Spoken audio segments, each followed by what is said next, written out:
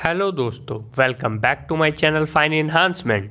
14 अगस्त को न केवल भारत ने अपने बिग बुल को खोया बल्कि वर्ल्ड के फेमस इन्वेस्टर की सूची से एक बड़ा नाम हम सबको छोड़ के चला गया और वह नाम बस एक याद बनकर रह गया। जी हाँ, आज हम लोग बॉम्बे दलाल स्ट्रीट के बादशाह और इन्वेस्टमेंट को प्राइमरी सोर्स ऑफ इनकम बनाने वाले पूजनीय राकेश झुनझुनवाला सर के बारे में जानेंगे और उनके गोल्डन रूल्स ऑफ इन्वेस्टिंग को भी समझेंगे कि कैसे उन्होंने 37 साल स्टॉक मार्केट को दिए और अपने पीछे एक लेगेसी छोड़ के चले गए। So without wasting the time, let's start the video. Rakesh Jhunjhunwala ji का जन्म 5 जुलाई 1960 को हैदराबाद में हुआ था। झुनझुनवाला जी राजस्थानी फैमिली से आते थे और उनके पिताजी बॉम्बे में कमिश्नर ऑफ इनकम टैक्स थे। ग्रेजुएशन उन्होंने बॉम्बे में ही कंप्लीट की। उसके बाद institute of chartered accountant of India में एडमिशन ले लिया।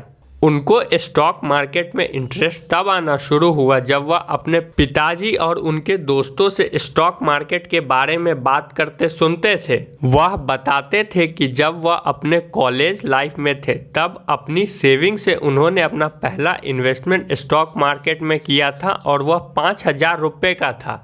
और उनका अभी तक का सबसे बड़ा इन्वेस्टमेंट वह टाइटन कंपनी में था, अप्रॉक्स 75,000 करोड़ रुपए का। अपने जीवन काल में वह काफ़ी सारे कंपनियों के चेयरमैन भी रहे। झुनझुनवाला जी के ऊपर इनसाइडर ट्रेडिंग के खिलाफ भी इन्वेस्टिगेशन हुए और उन्हें पेनल्टी भी पे करनी पड़ी। यह तो राकेश झुनझुनवाला जी की लाइफ स्टोरी थी कि मार्केट में वह कैसे आए, उनकी क्वालिफिकेशन क्या थी। लेकिन सबसे बड़ी बात कि उनकी इन्वेस्टमेंट स्ट्रेटजी क्या थी और कैसे उन्होंने अपने 35-37 साल के इन्वेस्टमेंट कैरियर में इतने पेशेंस के साथ इन्वेस्टमेंट किया और न केवल भारत में बल्कि विश्व में एक सफल इन्वेस्टर की सूची में अपना सिक्का जमाया। राकेश झुनझुनवाला जी ने 5 इन्वेस्टमेंट स्ट्रेटजी को फॉलो किया और इंडिया के वॉरेन बफेट के रूप में जाने गए। पहला, बाय राइट सिट टाइट। उनका मानना था कि हमेशा हमें राइट स्टॉक्स को बाय करना चाहिए और जब तक जितनी हमने एक्सपेक्टेशन की थी उतना प्रॉफिट नहीं दे देता है तब तक उस स्टॉक को होल्ड करना रखना चाहिए। Second, never get emotional about your stock ideas. वह कहते थे कि कभी भी हमें अपने स्टॉक्स को अपने इमोशन के साथ होल्ड नहीं करना चाहिए। Third, patience is the key to success.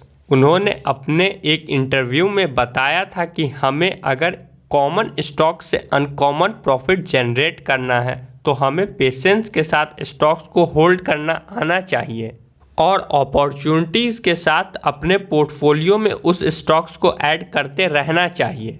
Fourth, उनका मानना था कि buy when others are selling and sell when others are buying. यह एक बहुत कॉमन बात वह अपने हर एक इंटरव्यू में कहते थे।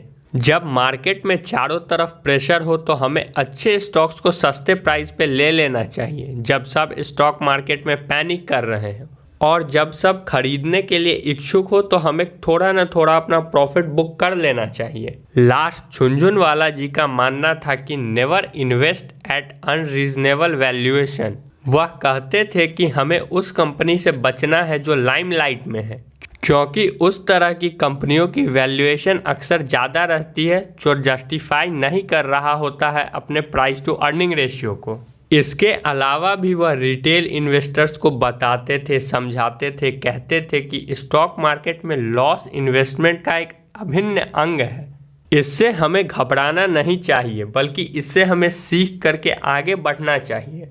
भले ही हिंदुस्तान ने अपना बिग बुल खोया है लेकिन उनकी प्रेरणादायक रणनीति आज के जनरेशन और आने वाली पीढ़ियां को जरूर इंस्पायर करेगी। वही कहते थे कि stock market is always right, never time the market, क्योंकि एक सूरज था कि तारों के घराने से उठा, आंख हैरान है कि क्या शख्स जमाने से उठा।